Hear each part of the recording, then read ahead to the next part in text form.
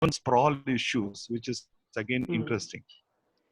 There are the third part is of course very poignant scenes of this family below the flyover tapping a chapati to eat. Next to it is the swanky car, and next side to it is the swanky building. So the poignancy is it's quite apparent from the visualization. Okay. Now the two three things that strikes me, which I thought I should start out my response. One is the very languid way of taking the film over 90 minutes. An old worldly thing which in the current generation of speed and short time attention span, why did you choose to take this very languid way in which the film itself speaks rather than getting somebody to tell? Though you have a number of experts, including Jai Sen and Prasad from Bombay and other people, many whom I know who have spoken. I'm sure you said. That very, very slow, easy paced way in the modern world. So what did you make, what was behind making that is one issue. Second issue, which I found very glaring, is that while making connection between the tragedy of homelessness, the failure of the state to provide for people, you have various data that you're throwing in at various points in time, and sort of fleetingly touching upon the rapacity of the private builders. The role of the state and the role of the state in producing laws in favor of privatization has not been well fleshed out. So it leaves a whole lot of questions at various points in time, because you're touching historically. You are never focused on one particular time frame. You're constantly switching from pre-independence, independence, 50s, 70s, 80s, the Narmada, and now. So that was an interesting, strong point. But in all that, one thing that was left out was the role of the state, because the state has played a key role, and there's been a change in the role of the state over the last particularly 30 to 40 years. You sort of, when you talk about the PPP model that comes in, this is a second. And the third point that I wanted to also ask you is that it is at one level tremendously important story of how people have been betrayed by a variety of factors. But there are also a number of stories in your own film which very poignantly talk about in a dignified way of how people, despite overwhelming circumstantial and structural odds, have fought to reclaim dignity and some meaning of life.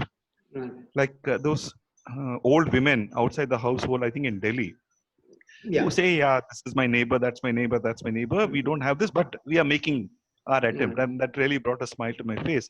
As also in the Narmada Valley thing, though there is this poignancy of the water covering up the villages, there are other people who talk about how they made a difference. That Delhi, that Haryana chap who says, many people have taken the money bought and they have perished. We were able to put it in. So there are stories of insurgency within the larger canvas that you have shown. Now, why? I mean, I can only ask no because it's a post-mortem question. Why did you not want to build on stories of insurgency by people to make sense out of a hopeless situation? Okay, so I think the third one somewhere connects to the first one. It is already 90 minutes long. So if I was to get into this, it could have been much longer to start with. Secondly, we were working with a very tight time schedule. So for me to actually get into exploring, I mean, there were 2 or 3 cases which I wanted to actually go and examine of what you're calling people's initiatives or insurgencies. There was just not enough time for me to do it. And that's a shortcoming. I admit that the film could have had some of that. Can you hear me? Yes. Yeah, I can hear you. Yeah, okay. No, so that I agree that but then I thought maybe that's another film waiting to happen, where, one looks into people's movements to resist not only the housing issue, but I mean, essentially displacement. So that probably is an answer to what. And I do agree that it does not deal with hopeful stories or at least positive initiatives by people themselves to the extent that it could have. At least they're not articulated as much. Uh, the length, 90 minutes, a lot of people find it too long to start Yeah. with. But that's the only way I know how to make films. My films are like that. So, I mean, I tried cutting it down. I just can't, because I believe that if you're making a film where people are talking, then you have to respect what people are saying. You can't impose a structure on by cutting it and chopping it up and making them speak the way you want them to speak. And usually it's to do with the process that I have, which is, and I'm sure a lot of other people have, which is I have conversations with people. I don't go with question and answers. So that tends to make um, slightly more languid kind of expositions of, of the subject matter. But I think it also allows people to connect better with the person who's speaking on screen or the content, if you're willing to listen, if you have the patience to listen and see. So that was my logic. And as I said, this is the only way I know how to make films. That's, that's a problem. What about Yeah. focus on the state as the key player in all of this? See, we tried. The one way to have done it was to have spoken with people in power, in a way. At least at secretary level or decision making level. Just making a statement, I thought might not work, and that was not going to happen. Builders were not very reluctant to speak. We got one builder to speak, but that was not very useful because they all talk of. So we thought we might as well not do a half-baked thing, because one has to really build that argument very well. And again, making that argument with people who are on the other side only would not have really served the purpose. Then it would probably have appeared more constructed than organic. Right. So that's the thing. Yeah. We also have Ramdas who just Suresh. You just want to continue? So Suresh? No, go ahead. I'll come back again. Yeah. We also have Ramdas who just finished a film called Mannu, just a documentary film about especially about Dalit and Adivasi homeless situation in Kerala. So he has made a film. So he's here. So I welcome Ramdas, and I would want him to share his views about the film. And yeah. And I'd love to see that film if possible. Yeah, definitely we can organize it. Ramdas, unmute your mic. Hello, am I audible? Yes. Yeah. Yeah, thank you, Madan, for inviting. Yeah, so it's a wonderful film. Yeah, the one which I watched, it is a wonderful film. Especially, I would like to start with the point what Mr. Suresh has pointed out. Because I think the role of the state is also very important this migrant issue and all these decisions, why this much people are landless and homeless. It's a very important thing what the state role, the role which the state plays in this migrant issue and all. It's very important. But I didn't find that that aspect has been missed in the present documentary. It is not there. But I think a little more important has to be given into that area also, because otherwise it's just like an experiences. It's passing through the experiences. It's obviously right, but at the same point, there is I believe that there is a much important role for the government and its decisions also. Yeah. Yes. Yeah. So, see, basically, while I do agree that the film doesn't go in great depths about the role of the state, it's not articulated well enough. There are enough kind of ideas about that come through. Yes. People talk about what the state has not done, also what the state or the powers are doing to them. So in that sense, there are references to that, but as Suresh said, that it does, it's not there in great depth. True. Not articulated as a single idea.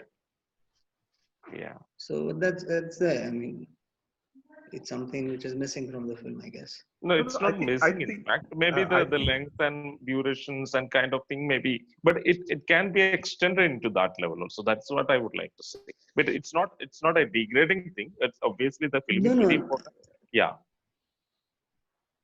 Yeah, it's just that 92 minutes is a scary length as it is. So Yeah. to extend it further might have been even a greater problem. Yes. Yeah.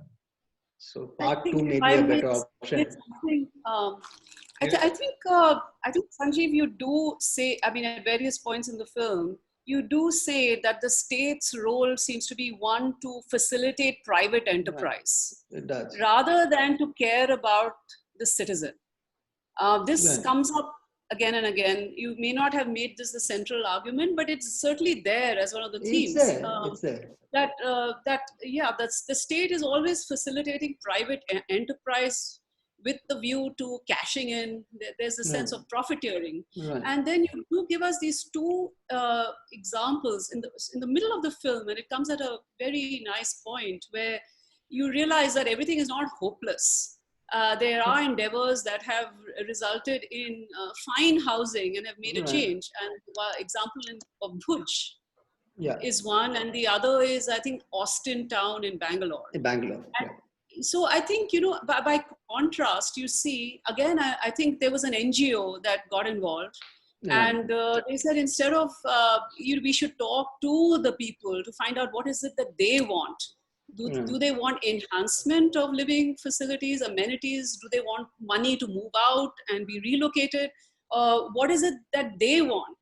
And then mobilizing the slum dwellers themselves and then negotiating with the state can produce, you know, very important results.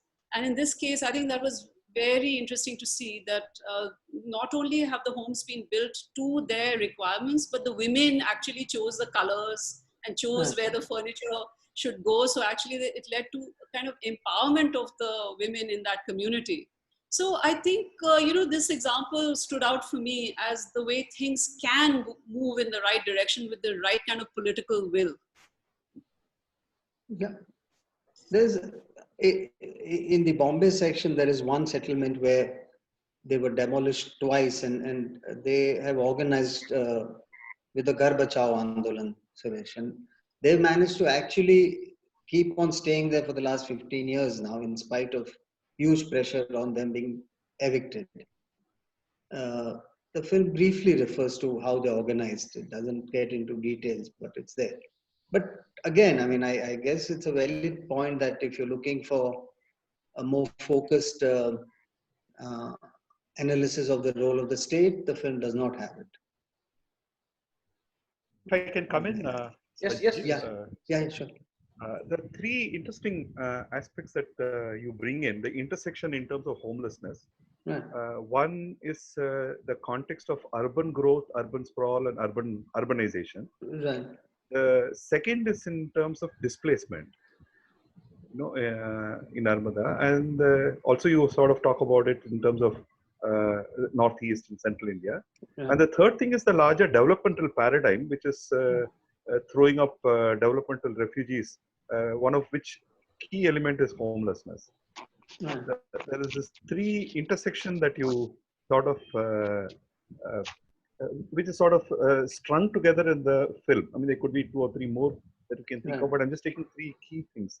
In your mind, what is the story that suggested itself and that you wanted to put together in terms of a narrative for the viewer? I mean, how did you construct these three things? Because it seems to be very important because normally displacement is not brought in the context of homelessness. And most homelessness films talk only about urban areas. They rarely touch upon rural homelessness. And with, for example, the issue of homelessness is of a different type when you take the context of Dalits all across India. I mean, you take South India, all the four southern states, Maharashtra, Gujarat, always pushed out to a corner, living in extremely very unhealthy, unhygienic circumstances. There is a sense of homelessness in a space, in a context in which there's large amounts of space available in the village. So in your mind, what is the construct that you were working with, and how much do you think you were able to communicate in terms of the film? So urban growth, urban sprawl, displacement, and the developmental paradigm, all three of which are very important elements. And one is to say, congrats that you brought these three disparate things into one film. That's a fantastic thing. Second thing is, when you look back at it, what do you think are the strong points in it? What do you think you could have improved upon it so that the message was a lot more focused? I essentially the narrative has evolved because, to my mind, all three are linked. I mean, displacement is linked to people moving out, or people forced to move out for whatever reasons, trying to find a place to live or livelihood in urban scenarios where they are again displaced. So in a sense, the larger narrative is all interlinked, and that's the way I've looked at it. In Gujarat itself, migrants keep on coming from the tribal areas where they are displaced from to work on construction sites primarily. So that's something that I've seen. And I thought that would be an interesting thread to kind of weave in. I don't know about what works and what doesn't, or what are the weak points, because it's just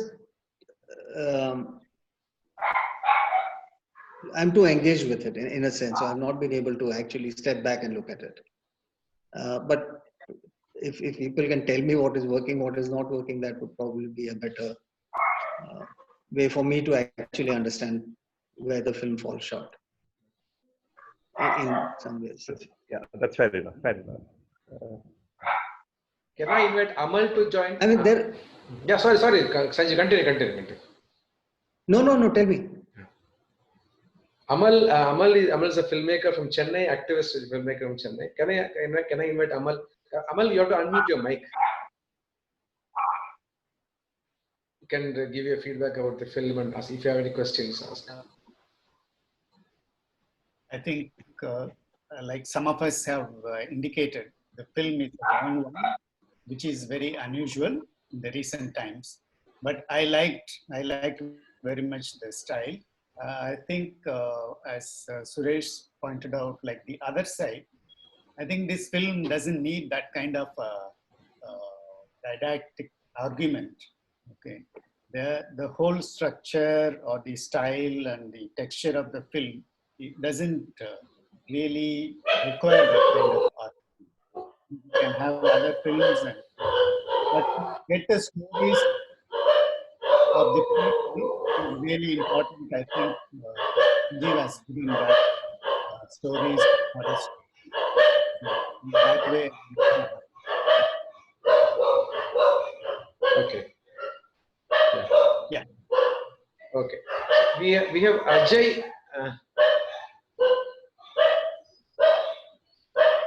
Yeah. Okay. Ajay TG, filmmaker Ajay TG from Chhattisgarh.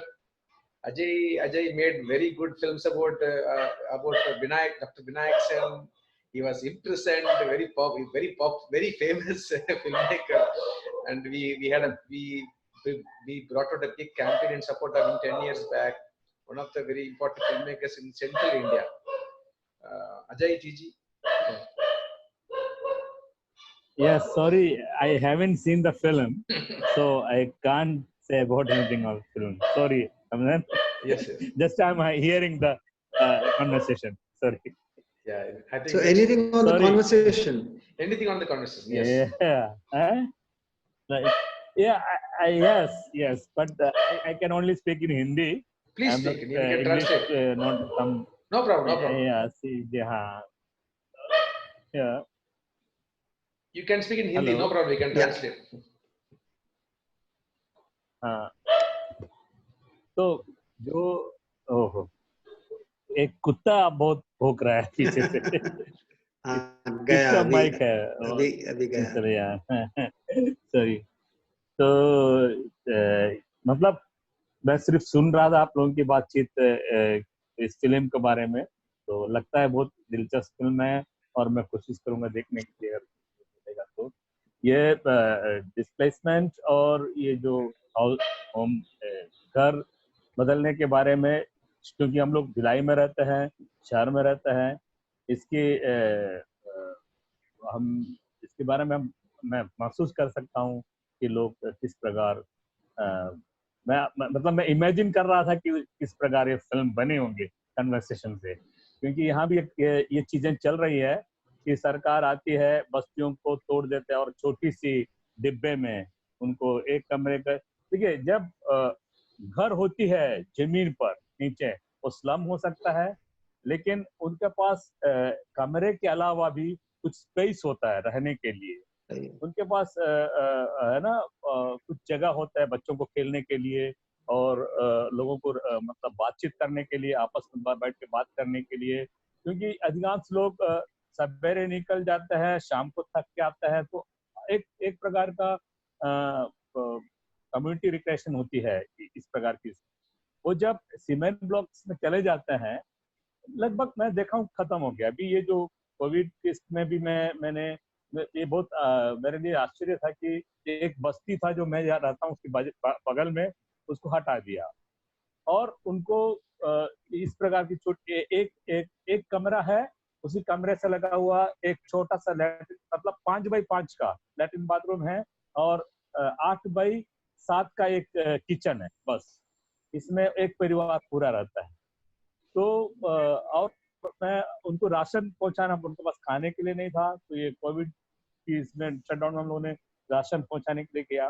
तब मुझे ज्यादा मतलब महसूस हुआ ये जो ये है कमी है कि उनको यहाँ से जहाँ हम लोग रहते थे वहां से कुछ 6 किलोमीटर दूर में बस्ती से बाहर। अच्छा, दूसरी बात, ये सब काम में जाने वाले होते हैं, अधिकांश महिलाएं जो घरों में काम करने के लिए जाया करती है, उनको बहुत दूर, उनका काम लगभग खत्म हो गया। अब उन लोग या तो इंडस्ट्री आसपास की छोटी मोटी इंडस्ट्री में जाती है या ठेकेदारी में जाती है, लेकिन बहुत दिक्कत है ये इस प्रकार की।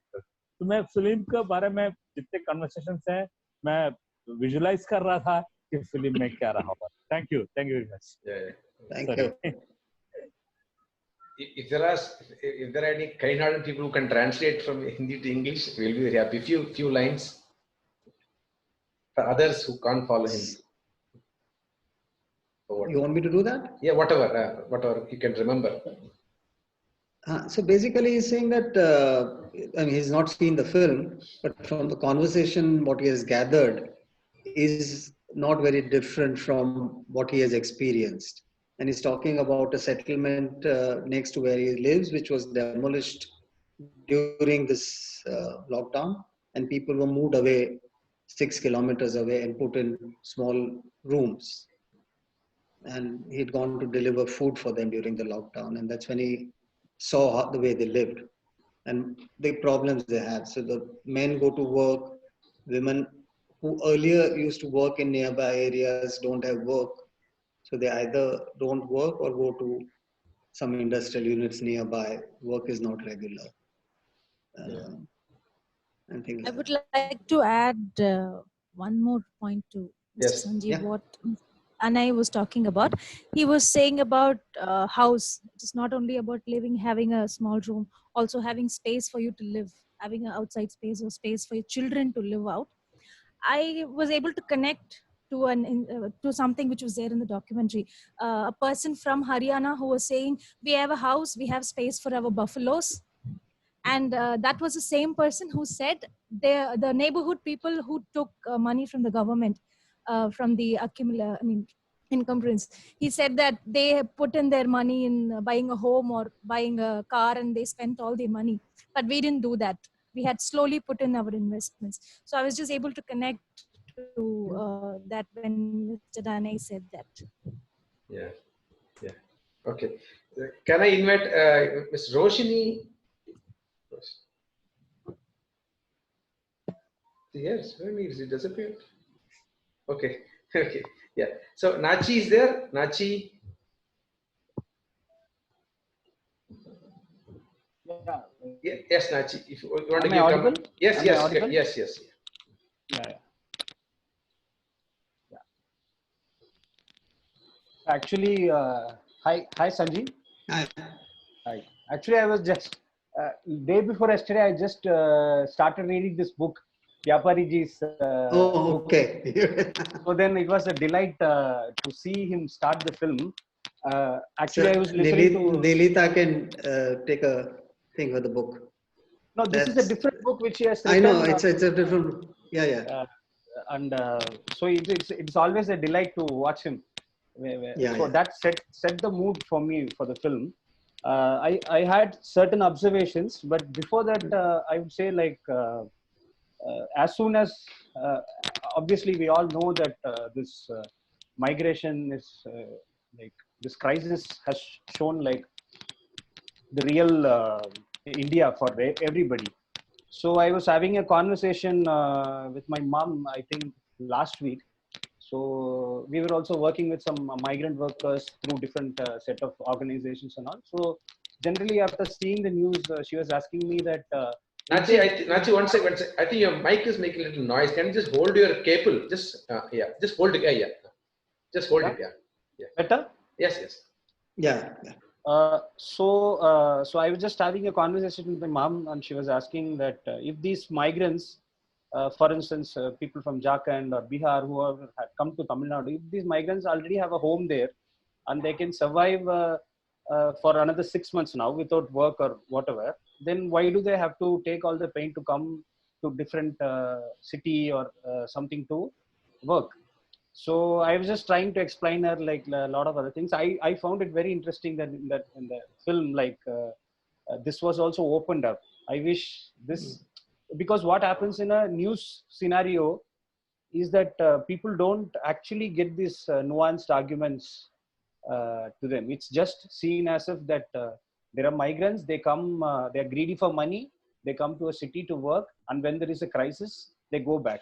This is the main narrative which has actually been like propagated, and this kind of small nuances I really loved, and I wish these are the things which actually have to be told. But unfortunately, as everyone pointed out, we have become this 140 character generation, no millennials, this Twitters and like all these things. 90 minutes will actually look a bigger length, but we are all used to seeing much more longer films, so I don't think that length was an issue. But as soon as after Vyapariji and like as soon as I got into the film, the thing which actually struck me was this idea of home. There's this beautiful film by Ritvik Ghatak, Subarna Rekha. So I hope many people would have seen. And in that there is this Notunbari, this continuously this idea of Notunbari, the new home, is this children always from the camp. Again, they are from the camp, and they the partition happened, and like after that the camp, and so they got into home. They go into a village. So then this idea of the home is always there. They get a home, the so-called home, but still that idea remains, and it remains till the end. So that's where I found that though I do agree that the film is not getting into the polemic of this state and like other things, but on a personal note, it is actually hinting towards that kind of I would not say argument, but at least as an emotional level, we could actually feel that like what is the idea of home? Like there is a home, there is house, and everybody live in certain place. But I think somebody even comments that at least we need a roof to be under. So for somebody that's enough. For somebody like 8,000 crore Antilla isn't enough. Like so this kind of disparity does exist. But on that note, I would like to ask Ramdas.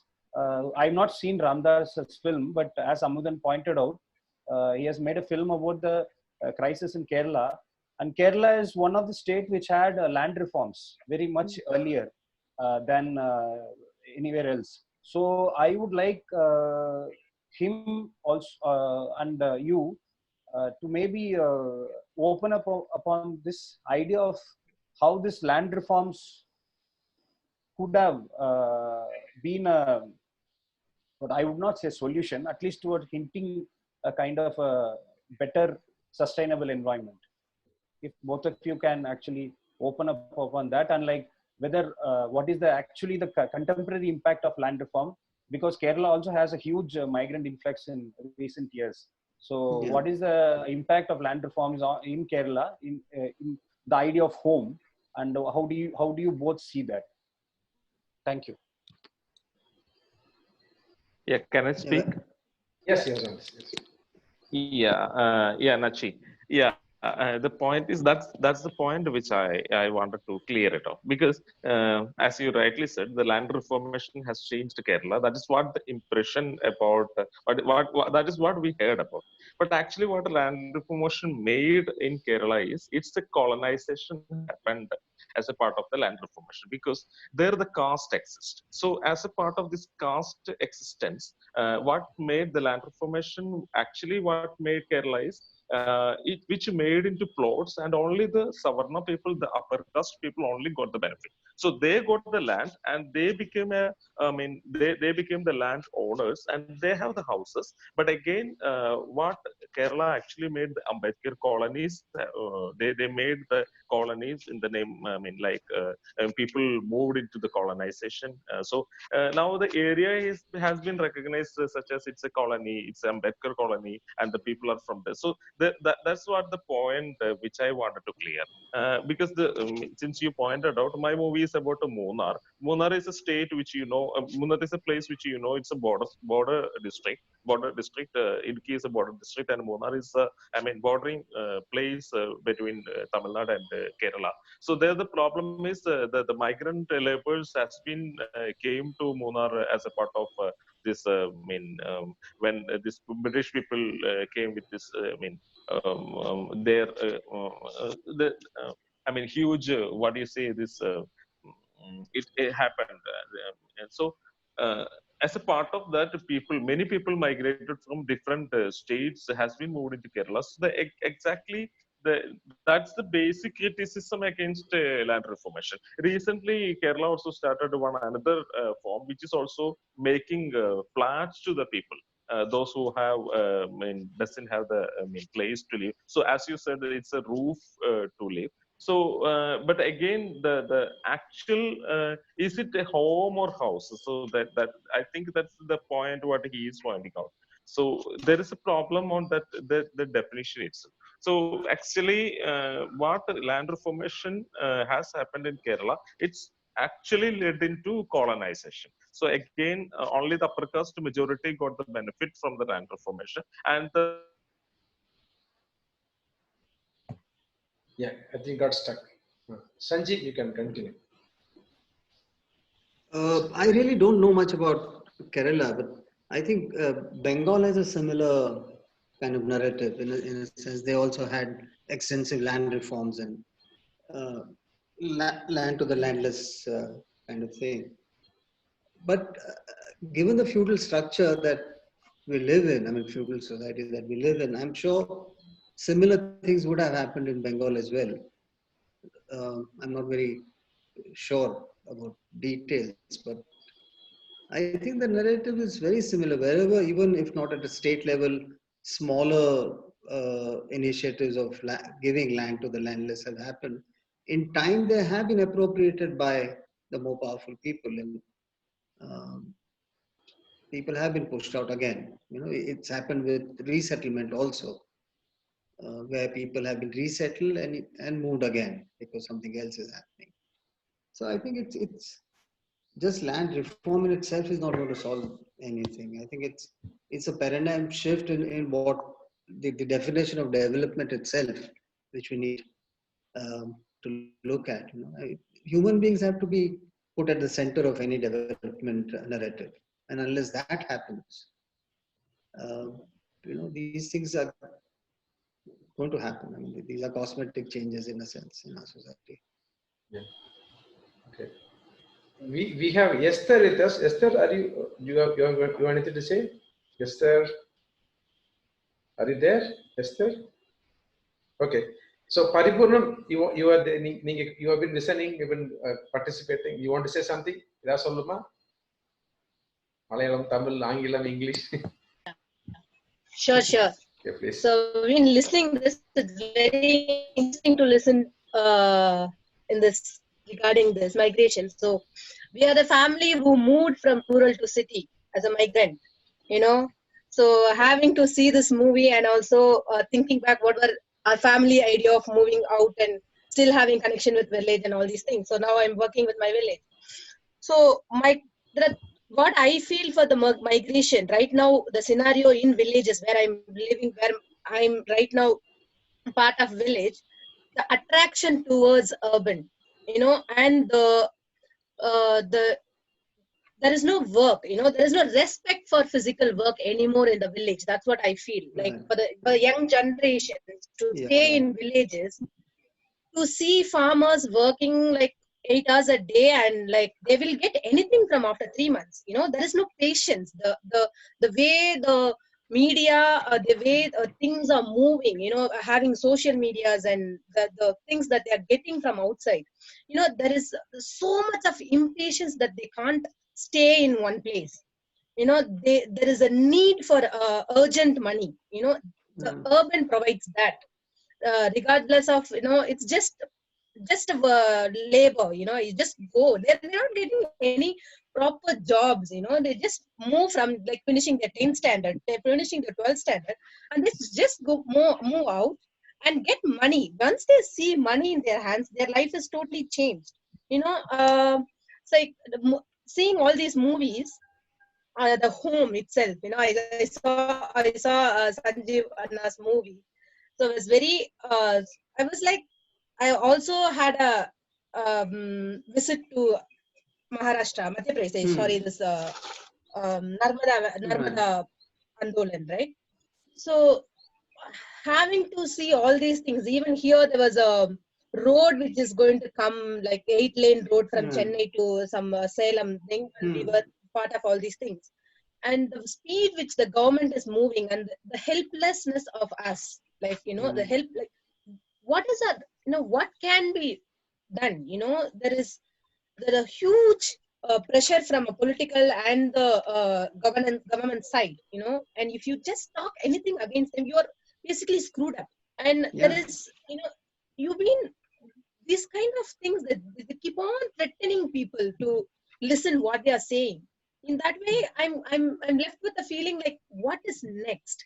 You know, I mean, having to have been in these kind of areas and seen people living there, and for me, house meant different when I was in village. When I moved from here to Chennai, I wasn't able to see. You know, it was just for us.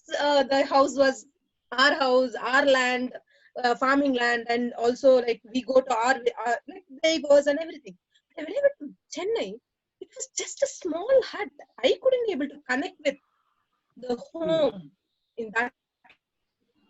Then I'm left with the feeling that how people are made to live, you know, whether they like it or not is a totally different thing. Even now where we are living in Chennai, the Chamanjeri, their livelihood, you know, they're supposed to be fishermen.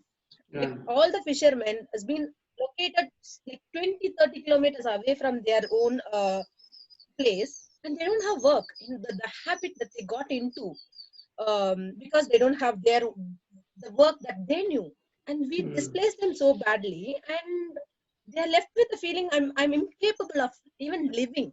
You know, the things that I know as a person, I know how to fish. I don't know how to work in the computer. I don't know how to work in the computer, and you expect me to live a life that the government is expect me to do. So I see this everywhere. But my question comes to me is, what is next? You know, even when we live in the streets and work as a labor, like road laborers, you know, in the end, they are living their own life. You know, what is left with me?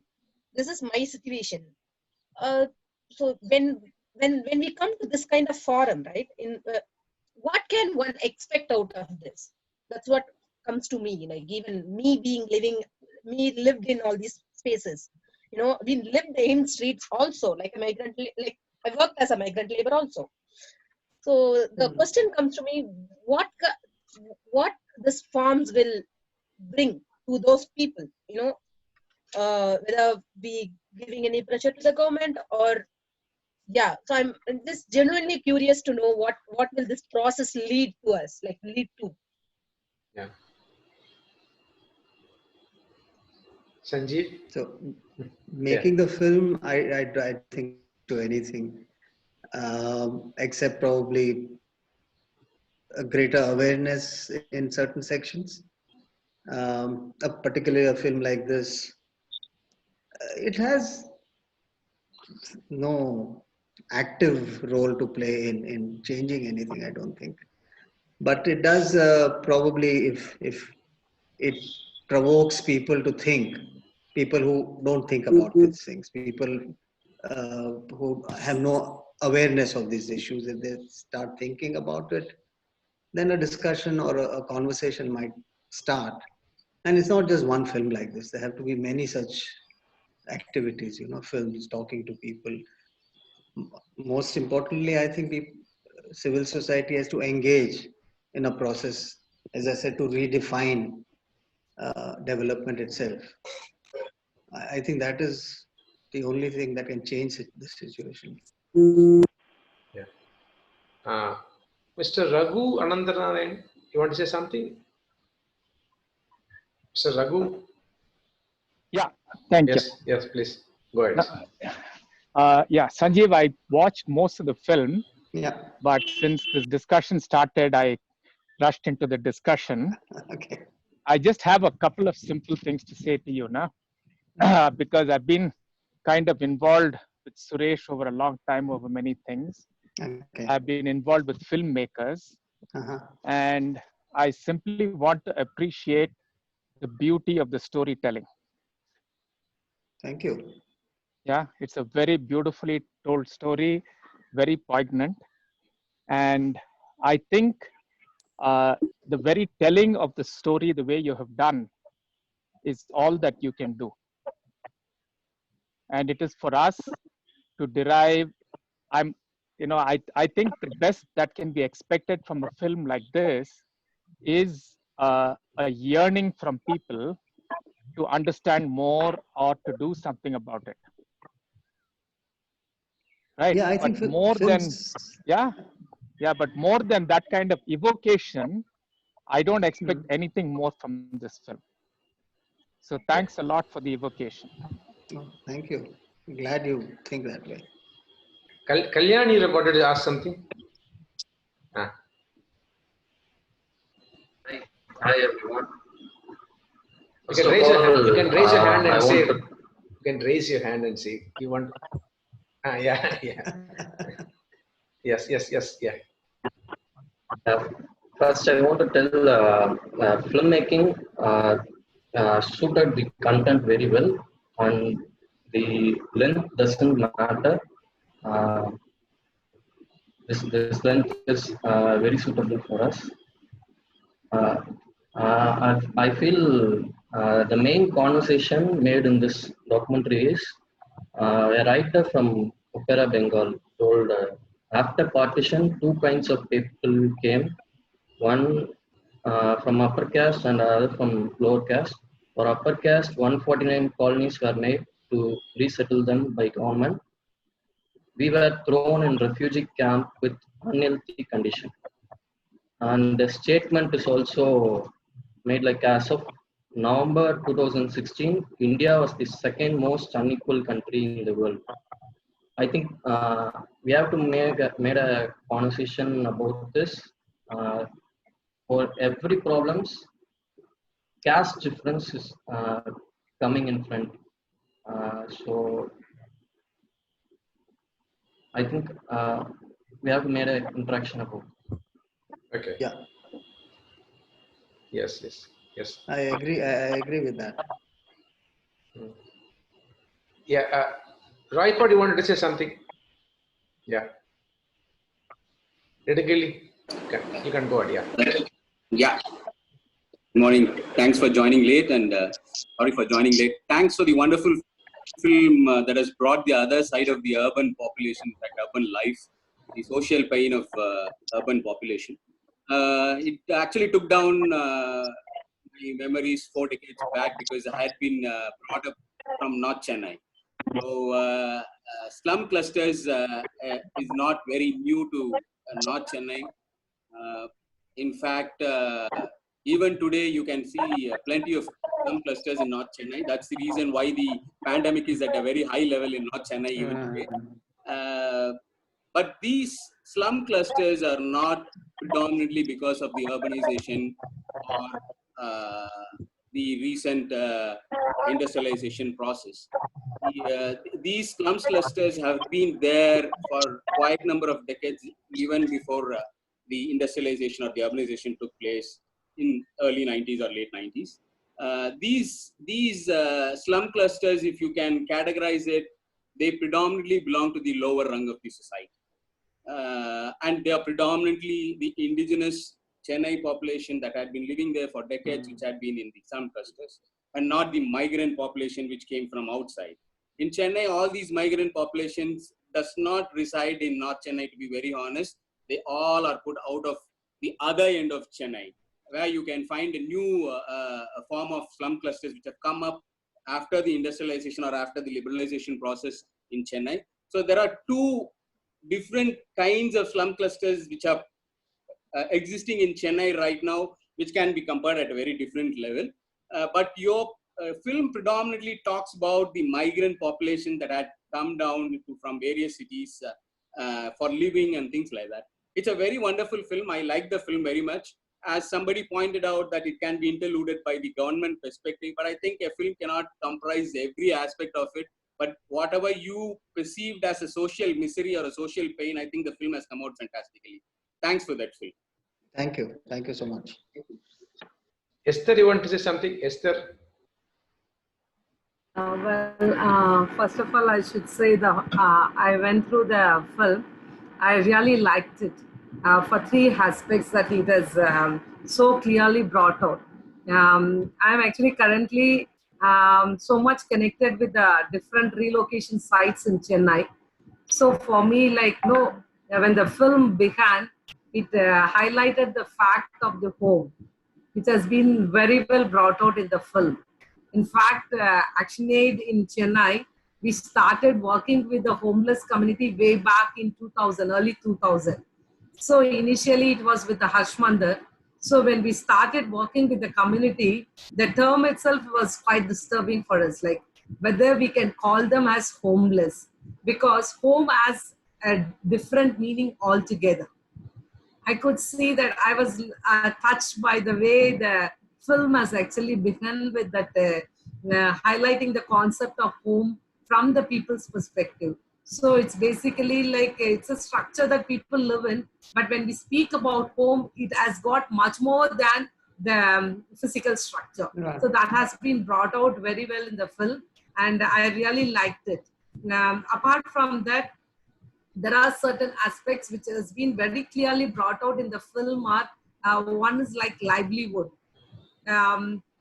People tend to settle themselves around the place where their livelihood is actually dependent on. And when we talk about adequate housing is just not the shelter alone. It also means that when the right to livelihood has to be ensured for the people. So in that way, like the film is also highlighting, speaking about the livelihood of people who are residing in this kind of location. Thirdly, in Delhi scenario, the way the person from the Muslim community is highlighting the fact that security matters. Like he's talking about, if I go elsewhere, I may not feel so secured about being in that location. So that's been brought out very well. For me, like this livelihood and the security and all, it's like something very, I'm personally engaged in terms of carrying out my own research work from the point of view of very people who are actually resettled in the periphery of Chennai, like be it Perumbakam, Kannaginagar, Chemanjeri. So for me, it was also very interesting to know it's a well-researched documentary film. where I could see that the historical unfolding of the varied situation from different cities and from different locations. And I'm not actually completed. I watched seeing almost about 1 hour plus. Then I really couldn't complete. So I'm not really very sure. Like, no, when I was seeing the different location, where's my Chennai in that film? So that was the thing that I was actually looking for. And yeah, as many have pointed out also, because we are working in those locations, one thing is very clear, that the security of land tenure is totally lost in these kind of relocation. That's something that the film is also a little bit touching upon. Maybe that's a fact, like as Mr. Ramdas also mentioned about this thing. I think this is also one important component of when people are actually relocated in this kind of thing. The film has actually unfolded the situation of the film so well, but however, there are a lot more challenges which is actually faced by these communities in this, maybe like in future that could be actually thought through. Like for example, I've been in conversation with people in this kind of relocation site where Mr. Roypad also has mentioned that those are the actually containment zone where people are actually infected with. It's not only that. From the time the corona thing had come, people have lost their livelihood totally. That's a hard reality that the people have to face these kind of relocations, because they are far off from their livelihood opportunity sites. They are about 30-40 kilometers away from the city where their livelihood opportunities are. Maybe these are some of the things which could be thought through for the future. Of course, state has a larger role to play in this whole thing. Thank you for this opportunity. Nilita has left. Okay, yeah. Yes. Yeah. So, Suresh, you wanted to say something? Want to comment, Mr. Suresh?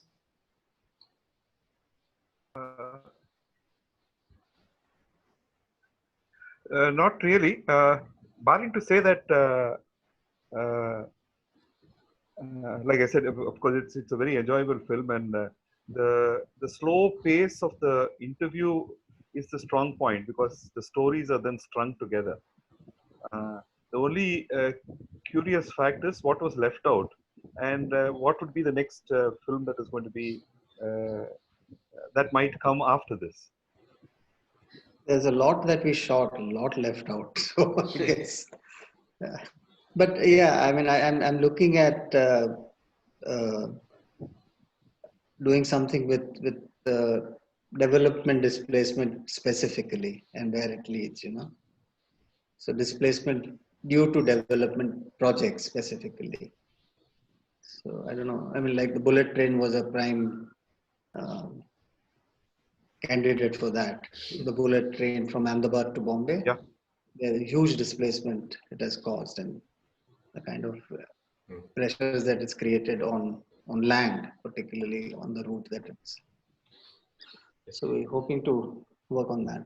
But, yeah, we have two more friends. Mr. Aditya, you want to say something? You were sharing your experience in the text message. Do you want to say something, Mr. Aditya? Or Guru? Only three have not shared their views. Prasad, Aditya, and Guru. So, Guru, yeah. Yes. I liked the film, and I don't have specific questions, and or otherwise, like all my questions are already asked and answered. The film will do its part in the activism which is there to change this thing and the struggle. So I think the film should continue evolving, and there should be parts, because it's not going to stop. As the this dispossessed scenario is going to grow, the film should also like evolve and should be, should be on for coming years till we have a revolution sort of thing, and things getting changed. So I only just want to ask whether the filmmaking process is on, or the subject is on for the filmmaker, that he is going to continuously, monitor the situation. And, as I see that there are some more untouched parts. So I think within, say, 1.5 hours, he will not be able to cover everything. But definitely this film is like a handbook for the activists who are working on this. And I think this film has to be, once the corona is over, the film has to be screened, on our conventional, in our conventional hall setup. And more activists should discuss this. And from every region, activists should come, should share their thing, because film has so much valuable visuals, valuable evidences. I think that those things have to be discussed in, more, in a one-day session, I think. So this is the thing, and I like the film, and I don't have questions. I just, I was just listening to the questions and answers. It was just provoking my thought, and I was just only thinking about the politics, suitable politics for this. We evidently see that it is not in government's agenda or in any politics agenda, and they are more concerned about the private in the economy, and the citizens. Citizens are not mattered in in any politics, it seems. So and moreover, it arises a doubt that the capitalists who say that they are more on production, they are dependent on production or production economy. But why are they so much keen about taking the lands? Why are they still all their eyes are in the land only? So this is also like worrying. And I think the feudalism has taken a different phase, and it is in disuse, I think. It is in disuse. And so there is definitely a feudal system, evidently present here, and which is more keen on land only, like Jamindari system. So these are the thoughts going on in me listening these questions and answers. So thanks for this session, Amudan and the filmmaker and all the all the valuable people who added their this one. So I think I request for a conventional screening once again of this film, and discussing it for one day with from different regions, activists from different regions. Okay. Thanks. Can I invite Vilasini? Sorry, Vilasini has been waiting for a while. Vilasini is from Calcutta. Oh, yes. Thank you. Yeah, I'm from Chennai, but have been settled in Calcutta for some time, the last 6 months. Hello, Mr. Shah. Nice to meet you. Nice to Zoom meet you. I watched the film, and I have also watched a couple of your interviews, and I found your heart in documentary filmmaking more than the fictional. It was very fascinating for me as someone who's more inclined to fictional filmmaking.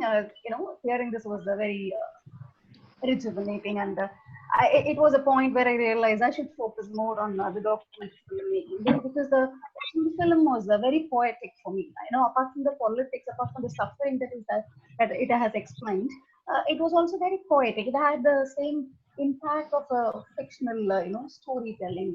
Thank you for making this film. I really would like to sincerely thank you for making this. And there was there are questions to you. I have I've jotted down 3 papers of various points, making questions for you, making questions for myself, something like thinking aloud. Yeah, and please. there are a lot of questions not aimed at anyone. So let me start from this. The main problem of diversity in India, I see. As a Tamil, I myself do not know who are the people, who are the refugees, and what are the conditions that they live in. Where are the refugee camps located? And absolutely, as someone who's not engaged in the information or the activities directly with the refugee camps or the resettlements, someone from outside do not have such information at all. We do not take any care in learning anything about this. Forget about the rest of the states. Like after I come to Kolkata, I've heard about Ms. The settlement about Sundarban Islands was appalling to know whether the sufferings which has been hidden by the media, which has been hidden by the government, which has been hidden by anybody and everybody who was involved in, has been absolutely silenced. All the sufferings of these people over decades have been absolutely silenced, and it was really disheartening for me. After so many years of being in the same country, I have never known of the sufferings of these people. So the settlement issue doesn't, of course, start and end only with the Sundarban Island people. Just to, but the sufferings, the personal account of these sufferings was unbearable for me. And yeah, as I said, this diversity of India, this is one big problem. We do not know the sufferings of the people from the other state, let alone the the people of their own state. So after I have watched this movie, the one big question I was left with was like, what is the outcome of this? Of course, the movie is itself in itself is an outcome of some process, certain process and understanding of an issue. But what is the outcome of this film? As Paripuranam has pointed out, how is this going to mediate between these refugees or settlers and the government or the state? How is it going to mediate? Like I'm more interested to learn about it. It's not the question directly.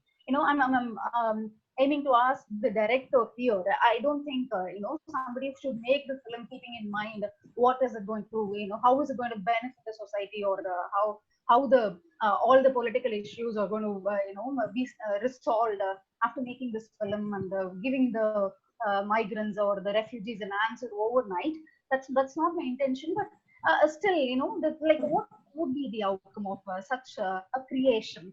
And my interest is, more in that area of, understanding. And people were also, I just summary, some of all the questions that I've written up, so that I wouldn't disturb once Mr. Shah or anybody else from the group starts speaking. There is also another book, since people were sharing a couple of books in the forum. There is a book from Mr. Deep Haldar. The book is called Blood Island.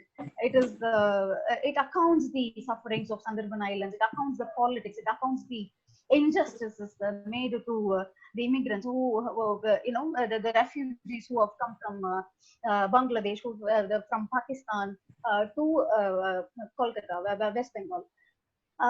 So this book, I would really sincerely request all of you, whoever have not read already, to read and understand the sufferings of the refugees. That is the one thing. And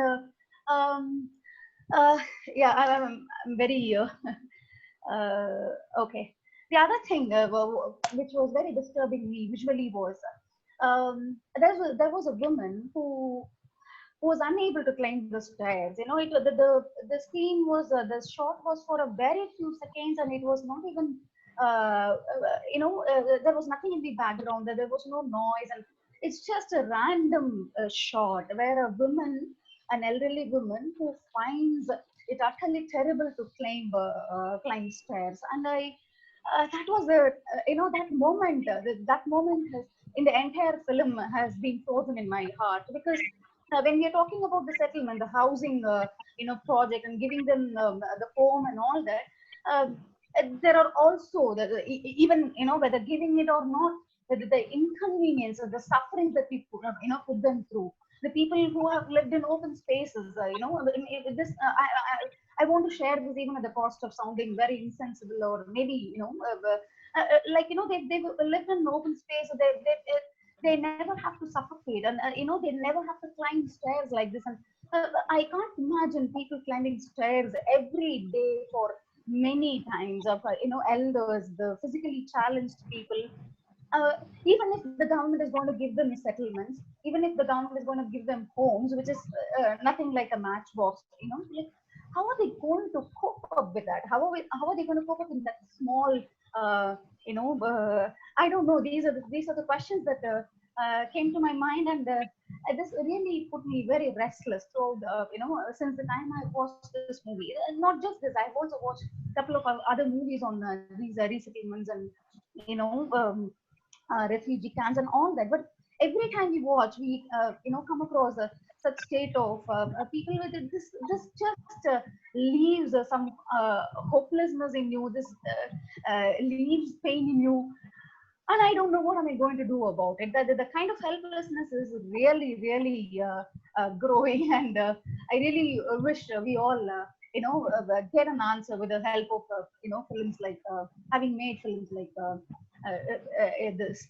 And yeah, as I said, there are some questions aimed at the filmmaker, particularly, and there are also like questions that are just meant for me to think aloud in the group.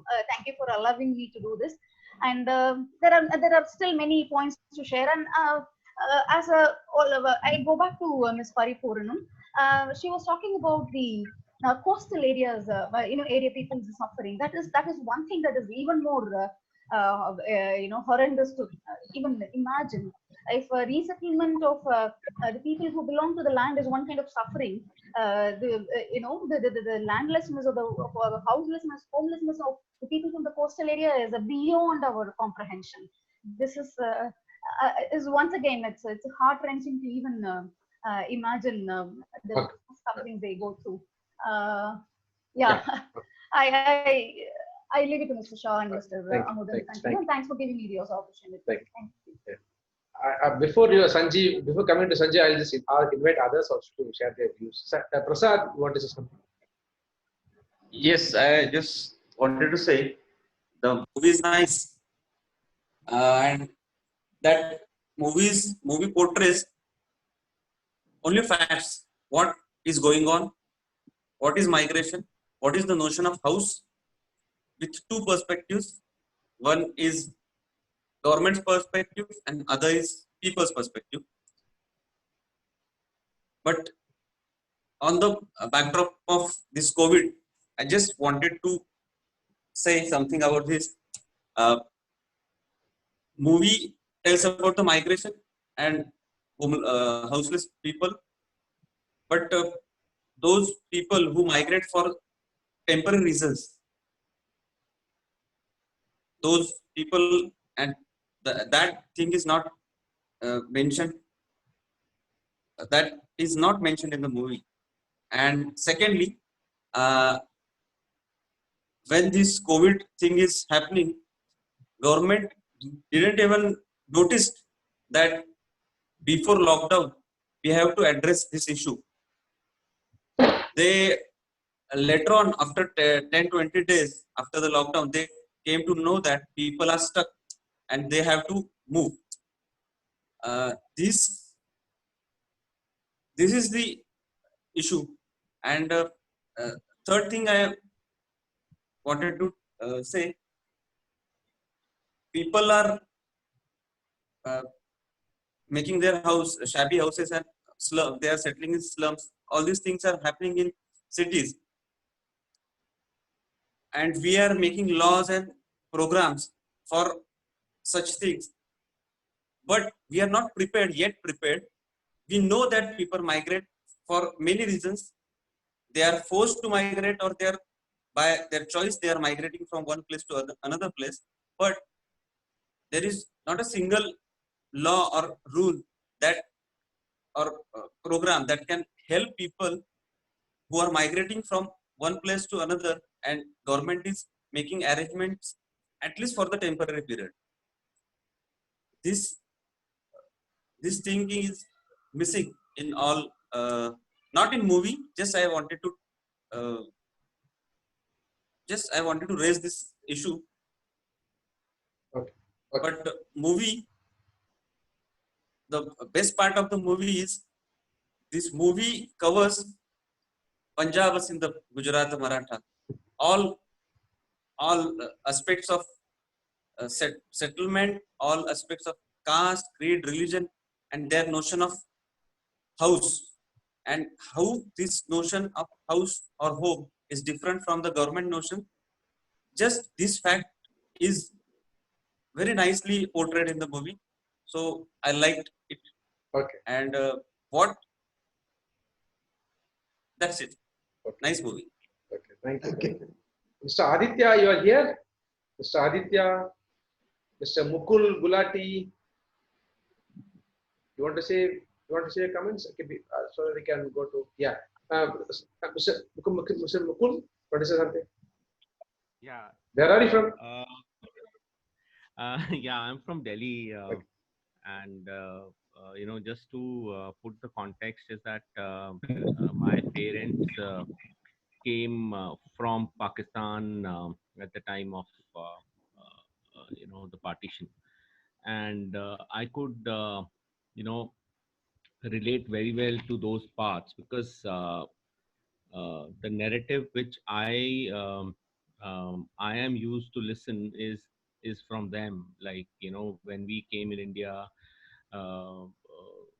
rehabilitation department allotted them land, and they were made homes. But in the movie, I could see the pockets where Kashmiri Gate and that place is mentioned where Muslims used to live, and then the whole area was vacated when at the time of partition. So yeah, that was interesting. And of late, like I've been associated with in an organization where we were helping migrants move back to Chhattisgarh from UP, Haryana, Delhi. So that was also I think I could relate it. Yeah, so I could not find anything which uh, which is for me to comment against it, because I think it gave me the whole spectrum of India. And I happened to be in Pune some time back, and there also it was same. On the both side of the railway line, there is a colony which is rehabilitated for last 20 years, and there are many areas in Delhi also where people are staying here for last 20-25 years, and then still they don't have any right. So yeah, I think it was a beautiful portrayal of the problem statement. I think this movie highlights the problem statement for me. Let's see how can we start to move towards solution, because I don't find whether the establishment or whether the whether the people they are in the position of demanding their rights for this. Yeah, so yeah, that's it. Thank you, Sanjeev ji, and it was Thank you for watching it. Thank you. Yeah. So, Thank you so much. Yeah. I think Sanjeev, if you want to conclude, or anybody else want to say something?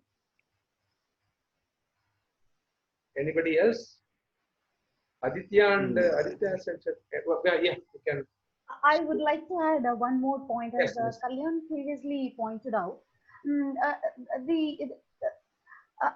believe, I really would like to know what would be the caste placement in these settlements, because understanding caste that operates inside the settlements would also give a comprehensive picture of the problems that we that they face in the country, and also it would reason out. Just a moment, one moment, please.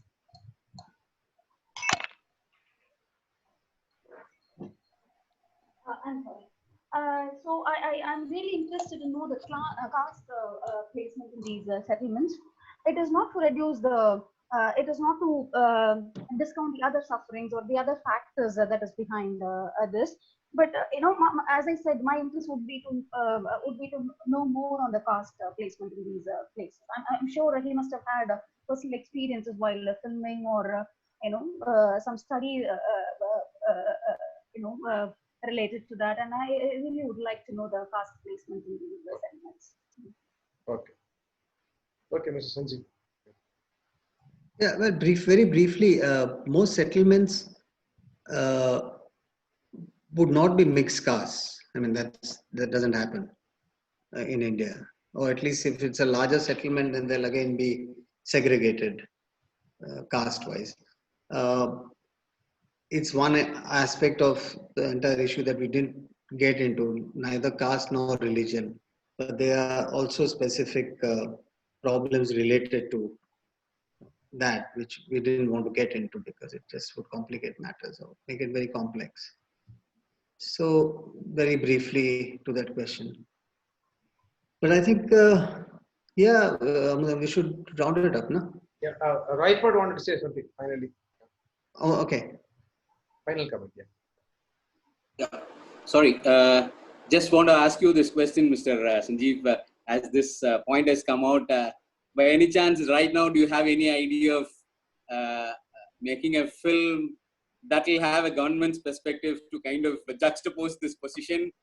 Because if you see, as I was telling, in North Chennai, you have slum clusters for several decades, even before industrialization. Right. When DMK was in rule, in 1970s and 80s, they created a department called Slum Clearance Board, just to provide homes to all these slum clusters who predominantly belong to the lower caste of the society. So there was a government initiative which had a social concern to bring out all these slum clusters and give them flats.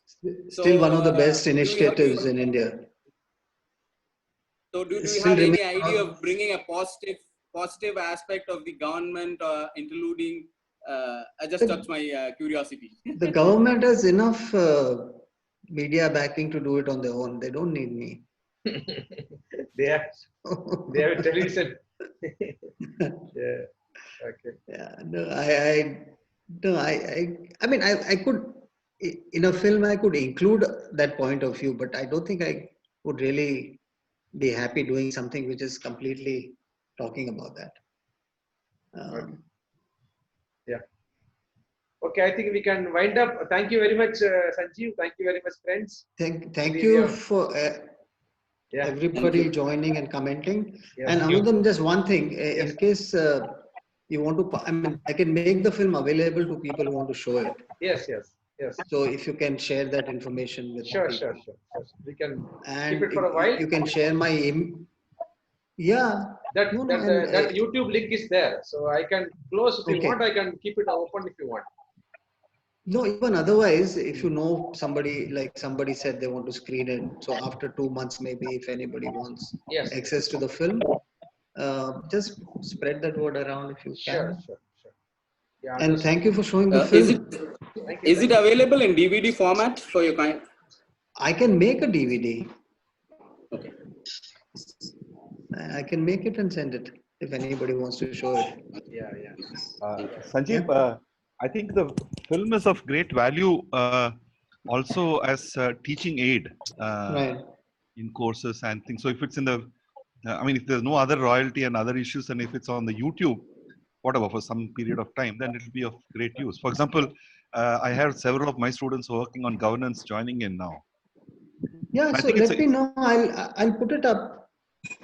There's no question of royalty or anything. I mean, you can't charge money for this film, so that'd be perfectly great. happy to share it. Yeah, in fact, it's of great use because this is one thing in which only the narration speak, which is the strong point of the film. More than happy to share it. Yeah, okay, fine. That'd be great. So thank you. If Amudam can share my email ID with you. I will. Those who want to, okay, those who want to be in touch with Sanjeev, I can please contact. I'll send you that. Yeah. Okay, that'll be great. Yeah. Okay. Thank you very much. Okay. Thank you, everybody. Vanakkam. Bye. Thank you. Thank you very much. Thank you. Thank you. Nandri.